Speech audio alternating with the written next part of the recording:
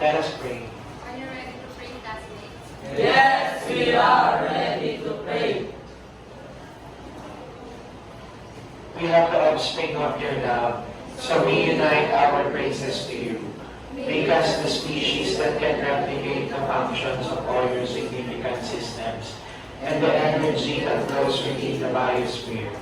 Help us to be the producers, not merely the consumer of your enduring love on earth. This we pray in the main source of light, our bread and soul, Jesus Christ. Amen.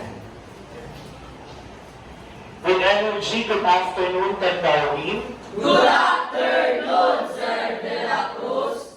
Okay, sa energy. Sige, take your seats. Let us review the things that we have discussed in the past. So will be playing this game entitled Riba's Word Puzzle. Okay, so I'll be showing you 3 pictures. You just have to determine the relationship to each other. So here's our first item.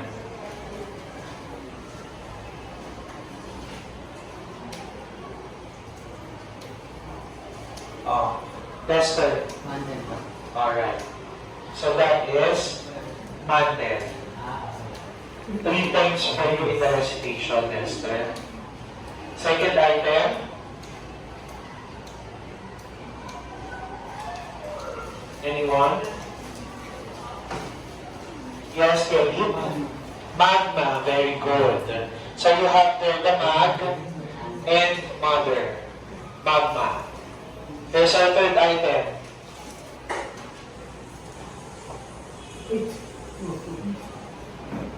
Ito medyo level up na. So you have their matchsticks, which is lit. You have their toast bread and Moscow. Do you know him? Yes. In ML? Ano niya hawak ni Moscow? Tester? Ay, yung hawak pa lang ni Moscow. Sibat or spear. Sige, ano ang pinagsama-samang sagot natin? Yes, Trina? So the answer is lithosphere. 3 points para sa mga nakakasagot sa ating recitation. Ha? Next item. Oo, beanie. Beanie dancing. Tapos you have there, in the second picture, C. And in the third picture, you have D. What do you think is the word being formed from our fourth item?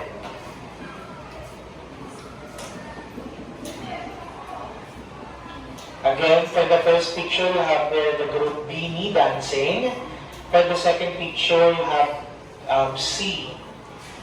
And for the third picture, you have D. What do you think is the answer? Any try? Any guess? Nako. Ito po ay may kinalaman sa bigat or sa mass ng ating mga plates. Ganun din ng water mula po sa ating experiment noong nakarang araw. Ito yung pinaka nagpapasink doon sa ating water o doon sa ating plates or ito rin yung nagpapa-rise sa ating water. Yes, Kelly. Convection, ang lalo naman, may C, may dance, may T. Hindi po convection ang hinahanap natin. Charlene, subduction, hindi din po subduction. Nako, matagal video natin, hindi natin masagot ang ating fourth item.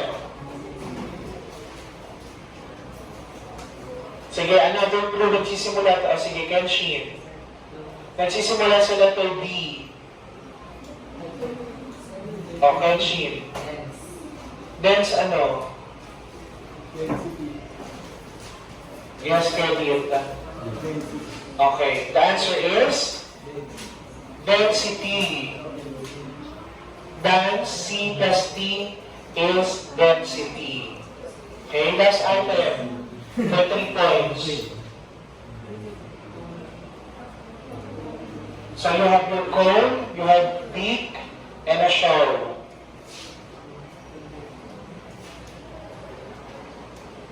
Yes. Okay, the correct answer is convection. Cone, bake, and show. 3 points para sa mga sumagot ngayong recitation natin. And yun nga po yung focus ng ating experiment na nakaraan ng aming discussion today. Basahin natin lahat. The process, 1, 2, 3, go! The process of heat transfer in gas and liquids that can result to movement called convection currents, which is affected by density. Okay, hindi lang po ito sa ang nangyayari, hindi lang sa gas, nangyayari din po sa liquids, katulad ng water. At yun nga po yung na-observe natin noong nakaraang Lunes ng ating experiment. At dahil nga po sa change ng density sa kanilang bigat, nagkakaroon tayo ng pag-ikot na tinatawag na convection currents. Kaya lahat naman po kayo na-observe yan doon sa ating experiment noong nakaraang Lunes. Pero ngayong araw gagawin natin ito ulit. Maghahanap tayo ng mga volunteers, dapat proof for it, kasi parang wala sila ngayon. Nandito ba sila? Okay, o sige. Carlos, Lester, okay lang ba ipakita niyo ulit sa akin ang experiment na ginawa ninyo nung nakaraang Lunes?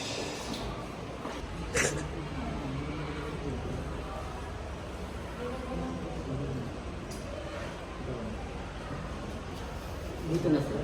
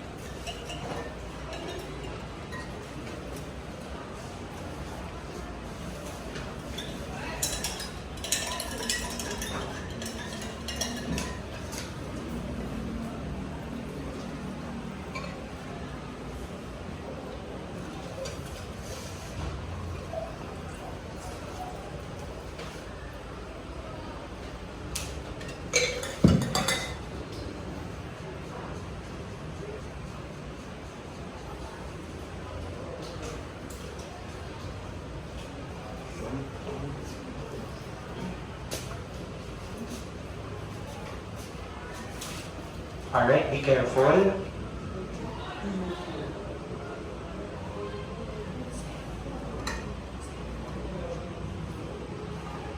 Make sure yung mga lips ng ating beaker ay magkapantay.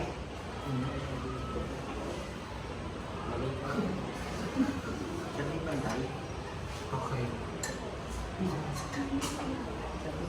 Sige, kahit huwag mo na siyang bitawan, Carlos. Proceed na tayo sa susunod natin na setup. Pwede nga na siyang i-break.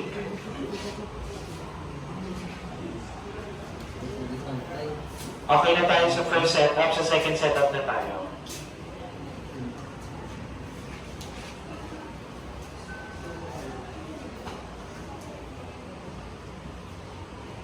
And observe nyo carefully yung nangyayari sa ating second setup, kung saan papunta ang red at saka ang blue na cold water.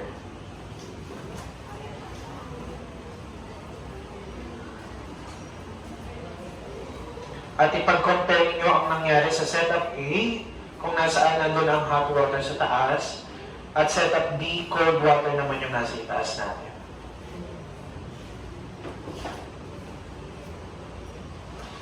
Alright, there you go. Congratulations and thank you, Carlos and Lester. Pwede nyo nang i-break yung ating mga class. Pwede mo nang i-pause. Kenshi, please bring out your your visual aid here in front and answer question number 1. Can you read the question, number 1? So the question is, what are the two experiment setups that we have? Make that an illustration inside the box. So the set A here is this one, this picture, and the hot water is above. Nasa taas siya, then yung cold water is nasa baba. And we observe dito na wala siyang changes dahil nga yung hot water is mas magaan or less dense, kaya nasa taas siya o lumutang siya, nag-float siya. While yung cold water is more denser, kaya nag-sink siya at nasa baba, kaya wala siyang pagbabago. While sa set B, is yung cold water is nasa taas and hot water is nasa baba. At dahil nga may cold water, na ang cold water ay more denser than the hot water, yung cold water is bumababa siya. That leads to the mixture of color. Okay, thank you so much. And then additional information Kenshin for question number 1. Let's now have question number 2 to be answered by Hannah. Hannah, please bring out your visual aid here in front. Please show your visual aid to your classmates. And read question number 2. What happened to the set A after you remove the card? So dito po, sa set A, walang nangyari kasi yung cold water is nasa baba lang siya, which is mas mabigat nga kaysa dun sa hot water. Then yung hot water naman, nasa taas lang siya kasi mas magaan siya, kaya walang nangyari sa kanila. Alright, thank you so much, Hannah. Perfectly said. Let's now have group number 3. Trina, please bring out your visual aid.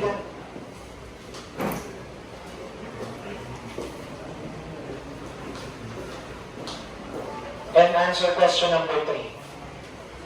Question number 3 is what happened to the set B after you remove the hot?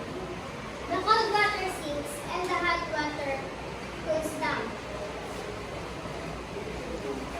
Okay. Alright, thank you so much.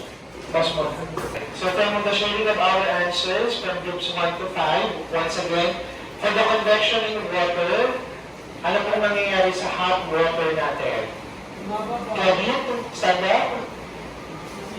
Okay na? Ang hot water, are you sure? Final answer? Okay na to rise.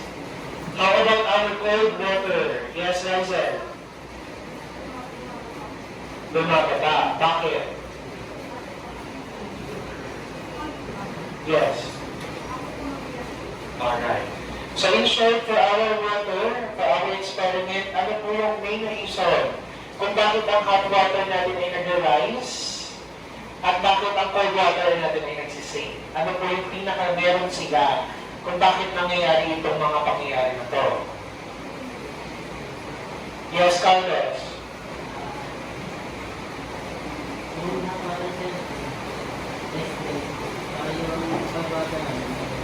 Very good, Carlos. Ang nangyari pa dahil sa kanila, density. Take note of that, ha? Ang ating po mga hot water, lahat po ng hot na bagay ay less dense or mas magaan. Ang mga cold water naman po natin or any material ay mas mabigat or denser. Para mas maunawaan natin, panoorin natin ang video na to. It happens because hot rock rises, heated by the Earth's core. Near the surface, the rock spreads in two directions and goes sideways. It begins to lose heat. Eventually, the much cooler rock sinks back down. Through this spreading process, the Earth's crust is very slowly dragged apart. And it's this that ultimately causes the continents to move. Where the takes alive, the rock on the seafloor and the carbon that gets tightened is carried deep into the earth. As it descends, this layer of rock is heated, so the rock melts, releasing down direction. Now the gas is returned back into the atmosphere during an eruption.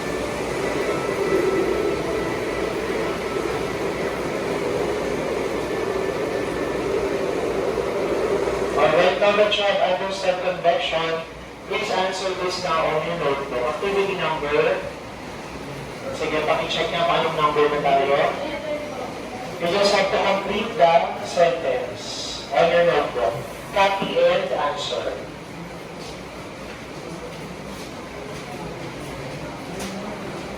Activity. Anyone who would like to answer? Yes, Lindsay? Sige, pakibasa na wala na yung nasa screen natin.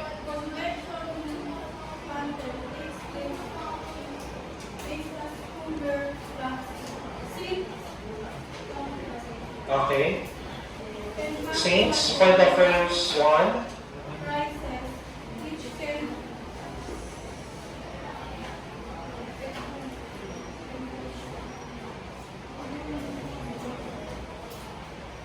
Ano yung sagot ko sa second natin na line?